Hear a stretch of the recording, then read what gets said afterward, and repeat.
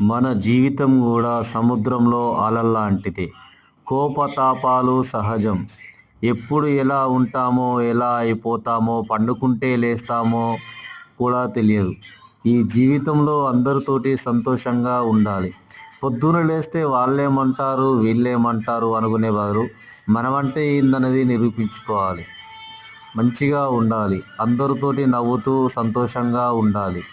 లోపల నీకు ఏమన్నా, ఎంత కోపమన్నా, ఎంత ఈర్ష్యన్నా ఉండని. కానీ బయటికి చాలా నవ్వుకుంటూ ఆనందంగా, సంతోషంగా ఉండాలి.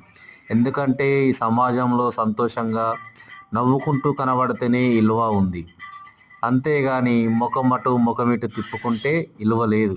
దయచేసి మనం మనుషులం. ఉన్నన్ని రోజులు చాలా సంతోషంగా ఉండాలి.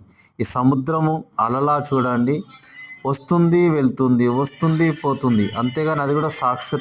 సముద్రం అలా చూడండి, చూడడానికి చాలా అందంగా కనబడుతుంది. కానీ ఎప్పుడు ఎలా ఉంటుందో ఆ సముద్రానికి తెలియదు, ఆ అలకు తెలియదు. అందుకే మనం కూడా మనుషులం కాబట్టి మంచి